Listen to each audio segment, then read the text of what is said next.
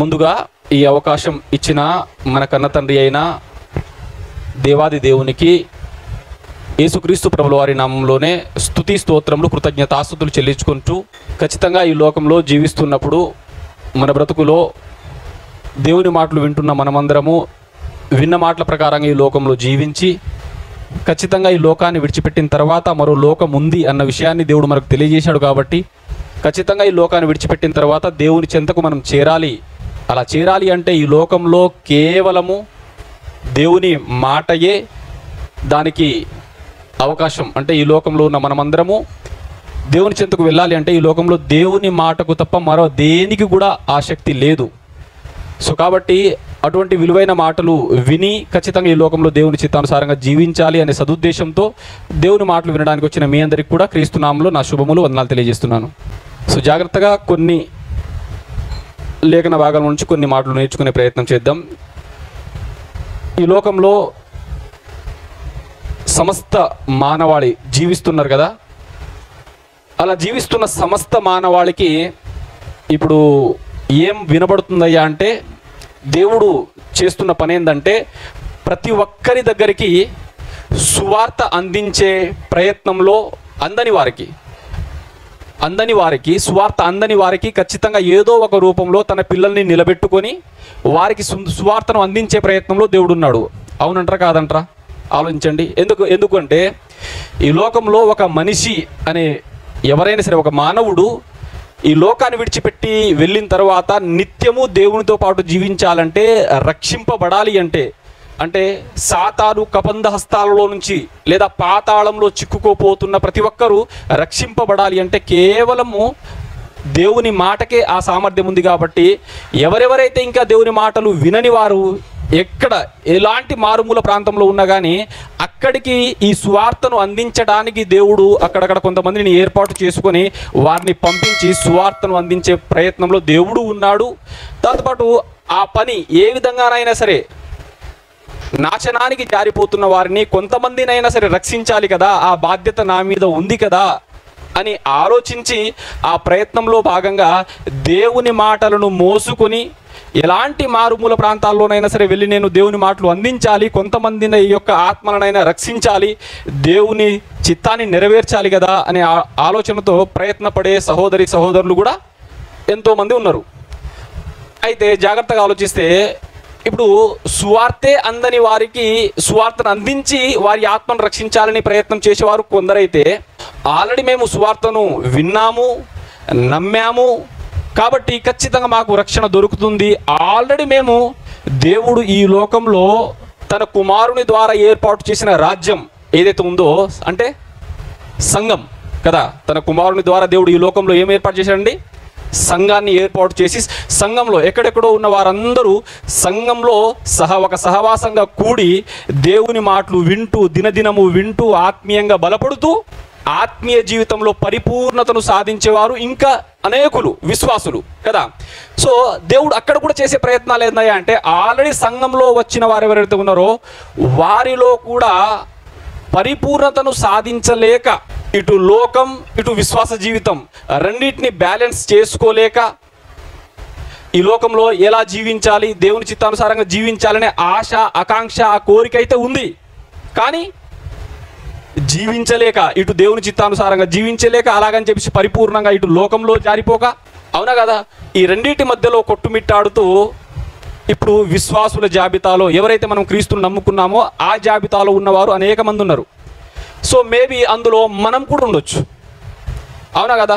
ఒకసారి మనల్ని మనం ఆత్మ విమర్శ చేసుకుంటే నాకు సువార్త అందింది కదా, సర్వసత్యం అంటే పరిపూర్ణమైన సత్యాన్ని దేవుడు వాక్యం ద్వారా తెలియజేశాడు, నేను కూడా సంఘంలో ఉన్నాను, కానీ పరిపూర్ణంగా నేను దేవుని చిత్తానుసారంగా జీవించలేకపోతున్నాను, ఇటు లోకం ఇటు విశ్వాస జీవితాన్ని కొనసాగించలేకపోతున్నాను అనేవారు మనలో కూడా బేబీ ఉండొచ్చు. అది నేనైనా కావచ్చు, మీరైనా కావచ్చు, ఎవరైనా కావచ్చు.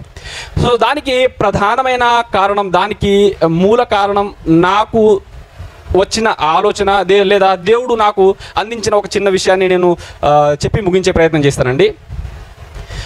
జాగ్రత్తగా ఆలోచిస్తే మొట్టమొదటి మానవుడు ఈ లోకంలో దేవుడు పంపించింది ఎవరినయ్యా అంటే మన తండ్రి అయిన ఆదాము గారు, దాంతోపాటు అవ్వమ్మ గారు. ఇరువురు దంపతులు, అవునా కదా?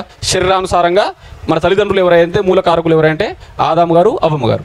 అయితే ఆదాము గారిని ఈ లోకంలో పంపించిన తర్వాత సమస్తాన్ని, అంటే దేవుడు ఏదైతే ఒక పనిని తనకు అప్పగించి, ఇదిగో నా మాట విని ఈ లోకంలో నా మాట ప్రకారంగా ఈ లోకంలో నువ్వు జీవించు, ఏ పని అయితే నీకు ఇచ్చానో ఆ పని చేస్తూ జీవించు నాన్న అని చెప్పేసి దేవుడు చెప్పాడు.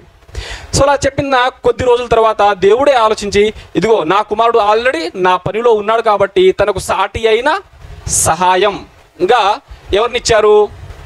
అవ్వమ్మ గారిని ఇచ్చారు, అంటే స్త్రీని ఇచ్చాడు. సో ఇప్పుడు ఇరువురు ఈ లోకంలో జీవిస్తున్నారు. అలా జీవిస్తున్నప్పుడు ఆల్రెడీ, అంటే అవ్వమ్మ గారు రాకముందే దేవుడు ఆదాము గారికి ఇచ్చిన ఆజ్ఞ ఏంటిది? నాన్న, ఇదిగో ఈ తోటలో నువ్వు తినడానికి కావాల్సిన ఫలవృక్షాలన్నీ ఉన్నాయి, ఏదైనా తినొచ్చు, ఏది తిన్నా కానీ నీ శరీరానికి కావాల్సిన పుష్కలమైన ఆహార పదార్థాలు, కావాల్సిన విటమిన్స్ అన్నీ దొరుకుతాయి. కాకపోతే ఒకే ఒక్కటి, ఏదైతే ఇదిగో ఈ చెట్టు ఏదైతే ఉందో ఈ చెట్టు ఫలాన్ని, అంటే మంచి చెడులను తెలివినిచ్చే ఈ వృక్ష ఫలాన్ని నువ్వు తినకూడదు అని దేవుడు చెప్పాడు కదా. సో దేవుడు చెప్పిన తర్వాత ఆ తర్వాత ఇప్పుడు అవ్వమ్మ గారు కూడా, కానీ అవ్వమ్మ గారు కూడా తనతో పాటు సాటి అయిన సహాయంగా తర్వాత వచ్చారు. కానీ దేవుడు పర్టికులర్గా అవ్వమ్మ గారికి ఆజ్ఞ ఇచ్చినట్టుగా మనం ఎక్కడైనా చూస్తామా లేఖనాల్లో? ఎక్కడ చూడం. కానీ అవ్వమ్మ గారికి దేవుడు ఎలా చెప్పించుంటాడు? ఆల్రెడీ ఆదాము గారికి చెప్పాడు కాబట్టి ఆదాము గారి ద్వారా అవ్వమ్మ గారికి కూడా షేర్ చేశాడు ఆ విషయాన్ని. ఇప్పుడు జాగ్రత్తగా ఆలోచిస్తే ఇరువురు ఈ లోకంలో జీవిస్తున్నప్పుడు ఆదాము గారు ఏం చేశారట అంటే, మొట్టమొదట ఈ లోకంలో పాపం అనేది ప్రవేశించిందా లేదా? పాపం అనేది ప్రవేశించింది. ప్రవేశించడం దానికి గల మూల కారణం ఏంటిదండి? ఇక్కడ ఆదాము గారికి దేవుడు చెప్పిన ఇన్స్ట్రక్షన్స్, దేవుడు ఇచ్చిన ఆజ్ఞ ఉందా లేదా? ఉంది. అలా ఇచ్చిన తర్వాత దేవుని చిత్తానుసారంగా జీవించాల్సిన, దేవుని మాటను విని జీవించాల్సిన ఆదాము గారు ఏం చేశారు? దేవుని మాటను విన్నాడా? అవ్వమ్మ గారి మాటను విన్నాడా? అవునా కదా? ఇప్పుడు దేవుడు కూడా మాటే ఇచ్చాడు. ఎవరికి? ఆదాము గారికి. ఇంకేమైనా ఇచ్చాడా? ఆజ్ఞ ఎలా ఇచ్చాడు? వాక్య రూపంలో కావచ్చు. వాక్యం అంటే దేవుని మాటలే. సో మాట రూపంలో ఆదాము గారికి ఆజ్ఞ ఇచ్చాడు. అలాగే పక్కన తన సాటి అయిన సహాయంగా ఉన్న అవ్వమ్మ గారు కూడా మాట ద్వారానే, ఇదిగో నేను ఈ ఫలవృక్షాలను నేను తిన్నాను, నువ్వు తిను, ఇదిగో నేను సావలేదు కదా, నేను బ్రతికే ఉన్నాను అని ఏదైతే తన ముందు తిని చూయించి మాట ఇచ్చింది. ఇదిగో నేను తిన్నాను, నువ్వు తిను అని కేవలం ఎలా మాట రూపంలోనే ఆదాము గారికి ఇన్స్ట్రక్షన్ ఇచ్చింది. ఇప్పుడు ఆదాము గారు దేవుని మాటను విన్నాడా? అవ్వమ్మ గారి మాట విన్నాడా? ఏమండి? ఒక మాట చూసుకుందామా? ఆదికాండం 3వ అధ్యాయం 17వ వచనంలో దేవుడు ఆదాము గారితో చెప్తున్న మాట, అంటే దేవుడు ఆదాముతో, నీవు నీ భార్య మాట విని తినవద్దని నేను నీకు ఆజ్ఞాపించిన వృక్ష ఫలములను తింటివి గనుక నీ నిమిత్తము నేల శపింపబడి ఉన్నది. ఆ తర్వాత దేవుడు ఏదైతే దానికి ప్రతిఫలంగా కష్టాలని చెప్పేసి ఏదైతే ఇచ్చాడో ఆ కష్టాన్ని దేవుడు తర్వాత ఇచ్చినట్టు చూస్తాం. కానీ ఫస్ట్ ఏమని చెప్పాడండి? నీవు నీ భార్య మాట విన్నావు అంటే దేవుని మాటను ఏం చేశాడు? ధిక్కరించాడు, తృణీకరించాడు, త్రోసివేశాడు, ఏదైనా చెప్పొచ్చు. అవునా కదా? అంటే దానికి మూలం, ఇప్పుడు దేవుని చిత్తానుసారంగా జీవించాల్సిన మొట్టమొదటి మానవుడైన ఆదాము గారు ఏం చేశారు? దేవుని మాటను తప్పి ఆజ్ఞను అతిక్రమించి ఇటు దేవుని చిత్తానుసారంగా జీవించలేకపోయాడు. అలాగని చెప్పేసి ఇప్పుడు లోకంలో తప్పదు, ఇక ఖచ్చితంగా ఆ ఆజ్ఞకు వచ్చిన ప్రతిఫలం ఏందా అంటే కష్టాలు, ప్రయాస, అది తప్పకుండా అనుభవించాల్సిన స్థితికి వచ్చేసాడు. ఇప్పుడు ఆ తర్వాత జాగ్రత్తగా ఆలోచిస్తే ఆదాము గారు వెళ్ళిపోయిన తర్వాత చాలా రోజుల తర్వాత, ఇప్పుడు అంటే కొన్ని సంవత్సరాల తర్వాత నోవా గారు రావడం, ఆ తర్వాత అబ్రహాం గారి జీవితంలో ఒక్కసారి మనం పరిశీలన చేస్తే అబ్రహాము గారితో కూడా దేవుడు ఒక ఆజ్ఞ ఇచ్చాడు, లేదా తను కూడా మాట ఇచ్చాడు. ఏమని? ఇదిగో నేను సర్వశక్తి గల దేవుడను కాబట్టి నా మాట విని నీ ఊరిని, నీ ఇంటిని, సమస్తాన్ని విడిచిపెట్టి, నీ వారిని సమస్తాన్ని విడిచిపెట్టి నా మాట విని ఇదిగో నేను చూపించే ప్రాంతానికి నువ్వు రావాలి అని చెప్పేసి దేవుడు తెలియజేశాడు. ఇప్పుడు తెలియజేసిన తర్వాత ఒక అద్భుతమైన ఆశీర్వాదాన్ని దేవుడు అబ్రహాం గారితో అబ్రహాం గారికి ఇచ్చాడండి ఆశీర్వాదం. ఆ ఆశీర్వాదం ఇస్తూ చెబుతున్న మాట, ఎందుకంటే చాలా సంవత్సరాల తర్వాత కూడా దేవుడు అబ్రహాం గారిని పరీక్ష పెట్టడం జరిగింది. అంటే దాదాపు 20-25 సంవత్సరాల తర్వాత ఖచ్చితంగా ఇదిగో నేను నీకు సంతానాన్ని ఇస్తాను, నీ ద్వారానే నేను ఒక సంతానాన్ని ఈ లోకంలో ప్రవేశపెడతాను, ఆ సంతానం ద్వారా అనేకులు ఆశీర్వదింపబడడానికి కారణమవుతావు కాబట్టి ఖచ్చితంగా ఆ సంతానాన్ని ఇస్తాను అని చెప్పేసి అన్నట్టుగా ఇచ్చాడు. ఆ తర్వాత తన ఏకైక కుమారుడు అంటే ఇస్సాకు గారు పెద్దవాడైన తర్వాత పరీక్ష పెట్టాడు, నా మాట వింటాడా వినడా అని. నీ ఉన్న ఏకైక కుమారుని, నువ్వు ప్రేమించే నీ కుమారుణ్ణి నాకు బలిగా ఇవ్వు అని చెప్పేసి దేవుడు మాట ఇచ్చాడు. అవునా కదా?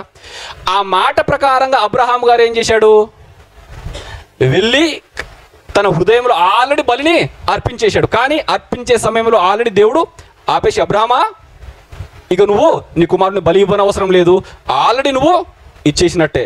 కాబట్టి ఇదిగో నేను నా మాట, ఒకసారి ఆ మాట చూద్దామా ఒకసారి.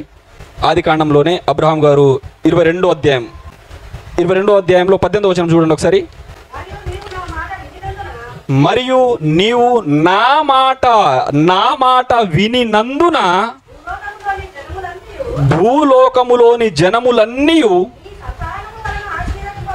నీ సంతానము వలన ఆశీర్వదింపబడును. సో జాగ్రత్తగా ఆలోచిస్తే అబ్రహాము గారికి కూడా దేవుడు ఇచ్చిన గొప్ప ఆశీర్వాదం ఏంది? ఇదిగో నువ్వు నా మాట విన్నావు, నా మాట విని నువ్వు ఇలా ప్రవర్తించావు కాబట్టి నీ సంతానం ద్వారా ఆశీర్వాదం వస్తుంది. అది ఈ భూప్రపంచంలో ప్రతి ఒక్క మానవాళికి కూడా నీ సంతానం ద్వారానే ఆశీర్వాదం దక్కుతుంది అని చెప్పేసి అన్నాడు. ఆ సంతానం ఎవరో కాదు, ఎవరు అక్కడ ఇస్సాకు గారు అయినప్పటికీ ఇస్సాకు గారి సంతానం ద్వారా మూలం ఎవరయ్యా అంటే మన రక్షకుడైన యేసుక్రీస్తు ప్రభుల వారు. అది గలతీ పత్రిక 3వ అధ్యాయం 16వ వచనంలో మనం చూస్తాం. అంటే ఇప్పుడు ఈ లోకంలో జీవిస్తున్న ప్రతి ఒక్క మానవుడికి దేవుడు ఏం చేస్తున్నాడు, ఇదిగో నా మాట విని నా మాట ప్రకారంగా నువ్వు జీవిస్తే మంచి భవిష్యత్తు లేదా నా ద్వారా వచ్చే ఆశీర్వాదాన్ని నువ్వు పొందుకుంటావు అని చెప్పేసి దేవుడు తెలియజేస్తున్నాడు. సో యేసుక్రీస్తు అంటే ఆ సంతానం ఎవరో కాదు, యేసుక్రీస్తు ప్రభువు అని చెప్పి చూస్తాం.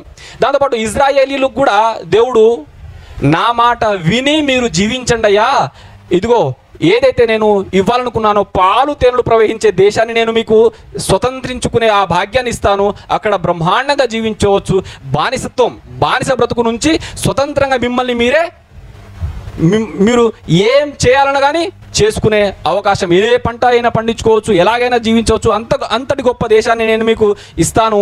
కేవలం మీరేం చేయాలి, నా మాట విని దాన్ని గైకొంటే చాలు. ఒకసారి నిర్గమకాండం 19వ అధ్యాయం చూద్దామా. 19వ అధ్యాయం 5వ వచనం చూడండి ఒకసారి. కాగా మీరు అంటే అక్కడ ఎవరెవరు ఉన్నారండి, ఇజ్రాయేలు సంతతి వారందరూ ఉన్నారు. వారందరిని ఉద్దేశించి మాట్లాడుతున్న మాట. కాగా మీరు నా మాట శ్రద్ధగా విని నా నిబంధనను అనుసరించి నడిచిన ఎడలా సమస్త దేశములలో మీరు సమస్త దేశ జనులలో నాకు స్వకీయ సంపాద్యమగుదురు, సమస్త భూమి నాదే కదా, మీరు నాకు యాజక రూపమైన రాజ్యముగాను పరిశుద్ధమైన జనముగాను ఉందురని చెప్పాను. ఇప్పుడు జాగ్రత్తగా ఆలోచిస్తే ఇజ్రాయేలీలకు కూడా గొప్ప అవకాశం ఇచ్చాడు దేవుడు. నా మాట విని దాన్ని గైకొని జీవిస్తే మీరు ఈ సమస్త భూమి నాదే, అందులో మీరు నాకు ప్రత్యేకింపబడిన జనాంగంగా ఉంటారు, నాకు యాజకులుగా ఉంటారు, పరిశుద్ధ జనంగా నేను మిమ్మల్ని గుర్తిస్తానని చెప్పేసి దేవుడు అవకాశం ఇచ్చాడు. కానీ ఆ అవకాశాన్ని వారు సద్వినియోగం చేసుకున్నట్టు చూస్తామా ఏమండి? అంటే ఇక్కడ అప్పటి నుంచి ఇప్పటి వరకు జీవిస్తున్నవారు వాళ్ళు మనుషులే, మనము మనుషులమే ఏమండి, అవునా కదా? వారు మనుషులే, ఈ కాలంలో జీవిస్తున్న మనము మనుషులమే, వారు దేవుని కుమారులే, మనము కూడా దేవుని పిల్లలమే. కానీ ఇక్కడ జరుగుతున్న సందర్భాలు పరిస్థితిని బట్టి వారు జీవించే విధానం కావచ్చు, ఇక్కడ మనం జీవించే విధానం కావచ్చు. ఇప్పుడు వాళ్ళందరూ జీవించలేకపోయారు, కానీ ఖచ్చితంగా నా మాట ప్రకారంగా జీవించే అవకాశాన్ని ఒక మనిషి తలుచుకుంటే జీవించగలడు అని చెప్పేసి ప్రత్యేకంగా ఒక మనిషిని పంపించాడు ఈ లోకానికి. అవునా కదా? ఎవరా మనిషి? సాక్షాత్తు మన రక్షకుడైన యేసుక్రీస్తు ప్రభుల వారు వచ్చారు ఈ లోకానికి. యేసుక్రీస్తు ప్రభుల వారు ఈ లోకానికి వచ్చి తన చిత్తాన్ని నెరవేర్చినట్టుగా ఎక్కడైనా చూస్తాం బైబిల్లో ఏమండి? ఇదిగో నేను నా సొంతంగా ఇదిగో ఈ పని చేయాలనుకుంటున్నాను, ఆ పని చేయాలనుకుంటున్నాను అని చెప్పేసి ఎక్కడ కూడా దాంతోపాటు యేసుక్రీస్తు ప్రభువు చెప్పిన మాటలు కూడా జాగ్రత్తగా ఆలోచిస్తే ఒక్కసారి యోహాను సువార్త 8వ అధ్యాయంలో సాక్షాత్తు మన రక్షకుడైన యేసుక్రీస్తు ప్రభుల వారు తన నోట చెప్పిన మాట, యోహాను సువార్త 8వ అధ్యాయంలో 26వ వచనం చూడండి జాగ్రత్తగా. 26వ వచనం, మిమ్మును గూర్చి చెప్పుటకును తీర్పు తీర్చుటకును చాలా సంగతులు నాకు కలవు, గాని నన్ను పంపిన వాడు సత్యవంతుడు, నేను ఆయన యొద్ద వినిన సంగతులే లోకమునకు బోధించుచున్నానని చెప్పాను. అంటే ఈ లోకంలో నేను మాట్లాడాలి అంటే, ప్రతి ఒక్కరిని తీర్పు తీర్చాలంటే అవకాశం పుష్కలంగా ఉంది. నేను ఏదైనా చేయొచ్చు, కానీ నేను అలా చేయను. నేను ఏదైతే విన్నానో నా తండ్రి దగ్గర, తండ్రి నాకు ఏదైతే చెప్పమని చెప్పాడో ఆ విన్న సంగతులే చెబుతాను తప్ప దానికి వ్యతిరేకంగా నేను ఏమి చెప్పను, దాని ప్రకారంగా నేను ప్రవర్తించను. ఏమండి, అవునా కదా? అంటే మన గురువు, అవునా కదా, మన గురువు అయిన యేసుక్రీస్తు ప్రభుల వారు చెప్పిన విషయం. ఇప్పుడు అలా జీవించాడంటే దానికి కారణం ఏమంటారు? ఈ లోకంలో యేసుక్రీస్తు ప్రభుల వారు దేవుని మాటను పక్కన పెట్టి ఏ ఒక్క పని చేయలేదంటే దానికి గల కారణం తన హృదయం నిండా ఏమున్నాయి? దేవుడు చెప్పిన మాటలే ఉన్నాయి, అవునా కదా? తన హృదయం నిండా ఏమున్నాయి అంటే దేవుడు చెప్పిన మాటలు మాత్రమే ఉన్నాయి తప్ప ఈ లోక సంబంధమైనవి ఏవి కూడా లేవు. ఎందుకంటే మనం ఇర్మియా గ్రంథంలో చదువుతాం, అసలు అన్నిటికంటే మోసకరమైనది, అన్ని ఘోరమైన వ్యాధి గలది ఏందట? హృదయం. ఈ హృదయంలో మనం ఏం పెట్టుకుంటామయ్యా అంటే చిన్నప్పటి నుంచి చూసేవన్నీ ఇందులో పెట్టుకుంటాం, వినేవన్నీ చెత్త లోక సంబంధమైనవన్నీ ఇందులో పెట్టుకుంటాం. దాంతోపాటు ఇరుగు పొరుగు వారినే ఎక్కువ చూసి వాటినే మనం ఎక్కువ ప్రాధాన్యంగా తీసుకుంటాం తప్ప దేవుని మాటలు మనం హృదయంలో పెట్టుకునే అవకాశం కానీ ఆ ఛాన్స్ కానీ హృదయానికి మనం ఇవ్వం. హృదయమా, నా మనస్సా, నీలో దయచేసి ఇదిగో దేవుని మాటలు ఉంచు తప్ప ఈ లోక సంబంధమైన ఉంచకు, లోకం పైన ఆశలు మమకారాలు పెంచుకోకు అనే ఇన్స్ట్రక్షన్, ఆ నియమాన్ని మనం మన మనసుకి ఇస్తామా? ఏమంటే ఒకసారి ఆలోచించండి. మనమే మన మనసుకు కొన్ని నియమాలు ఇవ్వాలి. అంటే జాగ్రత్తగా ఆలోచిస్తే మనం దానికి జాగ్రత్తగా ఆ హృదయాన్ని లేదా మన మనస్సును, ఇదిగో నీలో చెత్తవన్నీ వస్తాయి, ఈ లోక సంబంధమైనవన్నీ వస్తాయి, కానీ నువ్వు దేనికి ప్రాధాన్యత ఇవ్వాలంటే దేవుని మాటకే ప్రాధాన్యత ఇవ్వు, దేవుని మాటలను మాత్రమే స్టోర్ చేసుకో అనే ఇన్స్ట్రక్షన్ మనం మన మనస్సుకు మన హృదయంతో మాట్లాడతాం ఎప్పుడన్నా? అలా మాట్లాడితే, అలా మనం మనస్సుకు మనమే ఒక నియమాన్ని ఇస్తే లోక సంబంధమైనవి ఏవి వచ్చినా కానీ ఏవి చూసినా కానీ ఇదిగో ఇక్కడ నువ్వు ఉండకూడదు కదా, నీకు ఇక్కడ ఛాన్స్ ఉండకూడదని చెప్పేసి నీ అంతట నువ్వే కదా ఇన్స్ట్రక్షన్ ఇచ్చుకుంది, మరి ఇవన్నీ ఎందుకు పెడుతున్నావు? ఈ చూసినవన్నీ ఇక్కడ ఎందుకు వస్తున్నాయి? ఇవి అవసరం లేదు, వీటన్నిటిని పక్కన పెట్టు. ఎందుకంటే వీటికి వ్యతిరేకంగా జీవించమని ఏ లేఖనాలైతే ఉన్నాయో, అంటే చూసినవి ఆశించొద్దు, విన్నవన్నీ నువ్వు పాటించొద్దు అని దేవుడు ఏ లేఖనాల ద్వారా అయితే ఇచ్చాడో ఆ లేఖనాలు కనుక మన హృదయంలో ఉంటే అప్పుడు ఆ లేఖనాలు మనల్ని ఎమ్మట రివర్స్, అంటే వ్యతిరేకంగా లోక సంబంధమైన వాటికి వ్యతిరేకంగా ఆలోచించడానికి ఎమ్మటే లోపల నుంచి లేఖనమే బయట తన్నుకుంటూ వస్తుంది. అంటే అర్థమైందా అండి? ఇప్పుడు చెడు చూడవద్దు అని దేవుడు, ఇదిగో చెడ్డవైన వాటిని చూడకుండా, వ్యర్థమైన వాటిని చూడకుండా దయచేసి తండ్రి నా కనులను త్రిప్పివేయము అని చెప్పేసి ఒక భక్తుడు చెప్పిన మాట మనం చెబుతాం.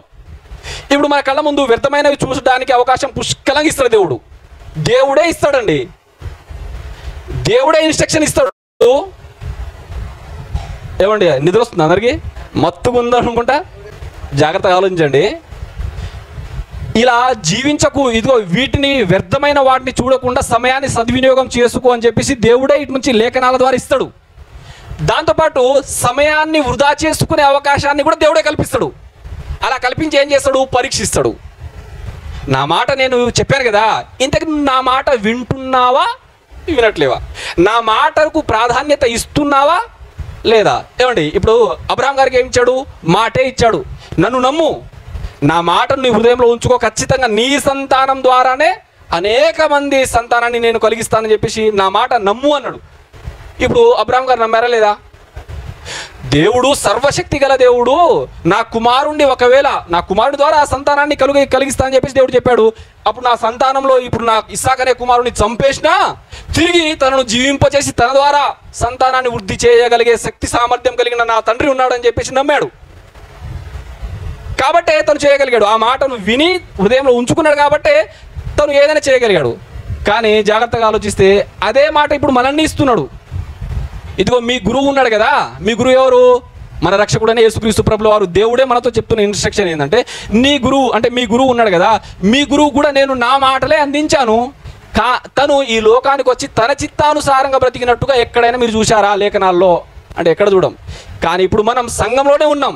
సంఘంలో ప్రతి వారం కావచ్చు, ప్రతి మీటింగ్లో కావచ్చు, అనేక విషయాలు మనం వింటున్నాం. కానీ ఆ మాటలను మన హృదయంలో ఉంచుకుంటున్నామా, దాచుకుంటున్నామా? ఒక్క మాట సామెతల గ్రంథంలో ఒక మాట నుంచి చూద్దాం. సామెతల గ్రంథం 4వ అధ్యాయం 4వ వచనంలో దేవుడు మనకు తెలియజేస్తున్న మాట, ఆయన నాకు బోధించుచు నాతో ఇట్లా నేను ఏమని, నీ హృదయము పట్టుదలతో నా మాటలను పట్టుకొన నిమ్ము. నీ హృదయం ఏం చేయాలి ఫస్ట్ అంటే దేవుడు మనకు చెప్తున్నమాట, నాన్న ఫస్ట్ నువ్వు చేయాల్సిన పని ఏంటి అంటే, నా మాటలు ఏవైతే జాలువాడుతున్నాయో అది వాక్య రూపంలో కావచ్చు, పాట రూపంలో కావచ్చు, ఒక ఉపదేశం రూపంలో కావచ్చు, ఏదైతే నా మాటలు నీ వినికిడికి వస్తున్నాయో ఆ మాటలు నువ్వు జాగ్రత్తగా నీ హృదయంతో పట్టుదలతో పట్టుకో. అంటే ఖచ్చితంగా నా హృదయంలో ఈ మాటను ఉంచుకొని ఈ మాట ప్రకారంగా నేను జీవించడానికి ప్రయత్నం చేయాలి అనే పట్టుదల. ఏమండి, అవునా కదా? ఇప్పుడు అబ్రహాం గారు ఆ పట్టుదల విడవలేదు.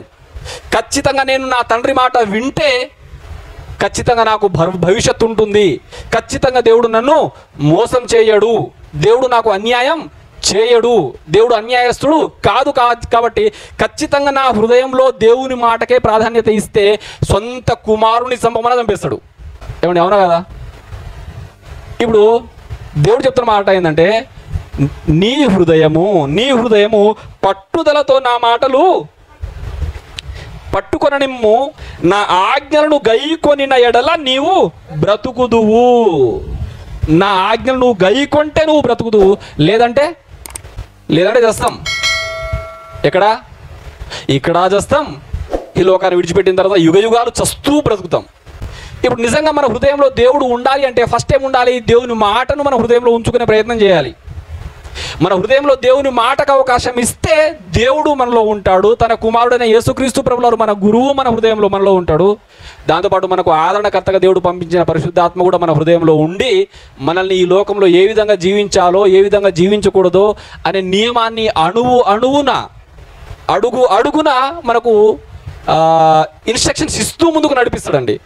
కానీ మన హృదయంలో దేవుని మాటలు ఇవ్వక, మన హృదయంలో దేవుని మాటకు చోటు ఇవ్వక మనము వ్యర్థమైన వాటన్నిటికి హృదయంలో అవకాశం ఇస్తాం, చోటిస్తాం. కాబట్టి ఈ వ్యర్థమైన వాటి గురించి ఆలోచిస్తాం, వ్యర్థమైనవే చూస్తాం, వ్యర్థమైనవే ఆలోచిస్తాం, వ్యర్థమైన పనులే దేవుడు అసహించుకునే పనులే చేస్తాం.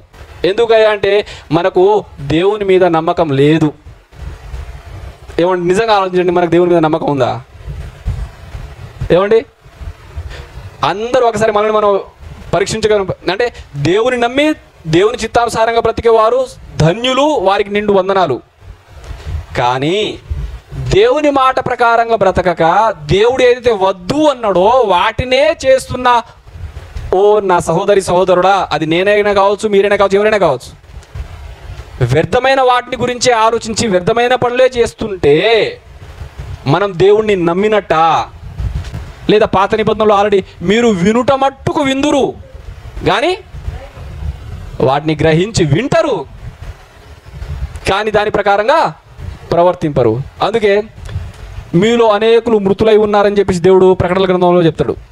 వింటారు కానీ నా మాటకు అనుసరించి గైకొనరు. అందుకే ఫస్ట్ మన హృదయంలో ఏముండాలి అంటే దేవుని మాటలు నిలవడానికి, అంటే ఏదైతే దేవుడు చేయొద్దు అన్నాడో ఎస్ నేను ఖచ్చితంగా ఇవి చేయకూడదు అనే ఖరాఖండి నిర్ణయాన్ని మనం మన హృదయానికి ఇన్స్ట్రక్షన్స్ ఇచ్చి దేవుని మాటలు నిలిచి ఉండేటట్టు, దేవుని మాటలు మన హృదయంలో అవి జాగ్రత్తగా నిలిచి ఉండేటట్టు మనం ప్రయత్నం చేశామే అనుకో, తప్పుడు పని చేస్తున్నప్పుడల్లా వాక్యం ముందుకు వచ్చేస్తుంది హృదయంలో ఉంటే.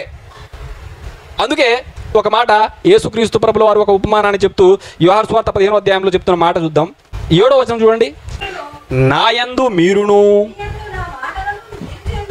మీ యందు నా మాటలు నిలిచి ఉండిన ఎడల మీకేది ఇష్టమో అడుగుడి అది మీకు అనుగ్రహింపబడును. అంటే ఫస్ట్ మన హృదయంలో దేవుని మాటలు నిలిచి ఉండేటట్టుగా ఎవరు చూసుకోవాలి?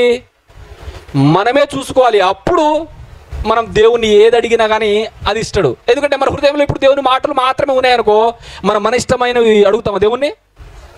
మన హృదయంలో దేవుని మాటలు ఉన్నాయనుకోండి, లోక సంబంధమైన ఇష్టాలు ఏమన్నా అడుగుతామా దేవుణ్ణి? అడగాము. ఎలాంటివి అడుగుతాం? దేవునికి ఇష్టమైనవేవో అవే అడుగుతాం. తండ్రి, నేను ఆత్మీయంగా ఈ లోకంలో పరిపూర్ణత వైపు అడుగులు వేయాలంటే తండ్రి, ఈ లోక సంబంధమైన వాటి నుంచి నేను వైదొలగాలి తండ్రి. ఇదిగో ఈ లోక సంబంధమైన ఈ పాపపు చిక్కుల్లో లేదా సాతాను తంత్రాల్లో నేను ఉన్నాను తండ్రి. దయతో నేను వీటి నుంచి బయటపడడానికి మీ పరిశుద్ధాత్మ సహాయం దయచేయి తండ్రి అని అడుగుతాం. అవునా కదా? అప్పుడు దేవుడు ఏం చేస్తాడు? మన మార్గాన్ని సరళం చేసే ప్రయత్నం చేస్తాడు. కానీ మన హృదయంలో దేవుని మాటలు నిలిచి ఉండాల్సిన దేవుని మాటలను పక్కన పెట్టి లోక సంబంధమైనవి, ఇదిగో మరొక సంవత్సరం నాటికి లేదా ఇంకో 2 ఏళ్లలో ఇదిగో ఈ లోక సంబంధమైన కోరికలు ముందు పెట్టి ఇదిగో నేను దీన్ని తీర్చుకోవాలి అని ఒక లిస్ట్ పెడతాం మనం. అవి కూడా ఎలాంటివి ఉంటాయి? లోక సంబంధమైన ఉంటాయి. వాటిని పెట్టి వాటిని జాగ్రత్తగా మన హృదయంలో దాచిపెట్టి అవి నిలిచి ఉండేటట్టుగా చేసి ఇక వాటి కొరకు సకల ప్రయత్నాలు చేస్తాం కదా, మామూలు కాదు. సమయాన్ని దాని కొరకే కేటాయిస్తాం, ఆలోచనలు వాటి కొరకే కేటాయిస్తాం, మన పనులు వాటి కొరకే చేస్తాం. కానీ దేవుని కొరకు ఇదిగో నా కొరకు ఈ సత్క్రియ చేయనా అంటే చేయం. కాబట్టి జాగ్రత్తగా ఆలోచిస్తే ఇప్పుడు దేవుని చిత్తానుసారంగా మనం ఈ లోకంలో అంటే ఇటు లోకం ఇటు విశ్వాస జీవితం ఈ రెండింటిని బ్యాలెన్స్ చేసుకోలేక కొట్టుమిట్టాడుతూ ఉన్న మనకు ఇప్పుడు దేవుడు ఇస్తున్న ఇన్స్ట్రక్షన్ ఏంటంటే ఫస్ట్ నా మాటలు లేదా నా వాక్యం, నా లేఖనాలు ఏవైతే ఉన్నాయో అవి నీ హృదయంలో నిలిచి ఉండేటట్టు చూడు. ఖచ్చితంగా వాక్యానికి స్థానం ఇవ్వు. ఆ హృదయంలో నా లేఖనాలకు అవకాశం ఇస్తే అప్పుడు నువ్వు ఖచ్చితంగా విశ్వాస జీవితాన్ని కొనసాగించి విశ్వాస జీవితంలో పరిపూర్ణత వైపు ఆత్మ సంబంధమైన లేదా ఆత్మీయ జీవితంలో పరిపూర్ణుడు కావాలంటే ఎలాగో నీకు ఖచ్చితంగా నేను ఆ మార్గాన్ని సరళం చేస్తానా అన్న అని చెప్పేసి దేవుడు అంటున్నాడండి. ఆ మాటలను కనుక మనం నిలిచి ఉండేటట్టుగా మనమే దేవుని మాటలను పక్కన పెట్టి లోక సంబంధమైనవన్నీ ఏవైతే మనం హృదయంలో పెట్టుకుంటామో మన నాశనానికి మొట్టమొదటి అడుగు అదే. లేదా మనం ఆత్మీయంగా పడిపోవాలంటే మొట్టమొదటి అడుగు అదే.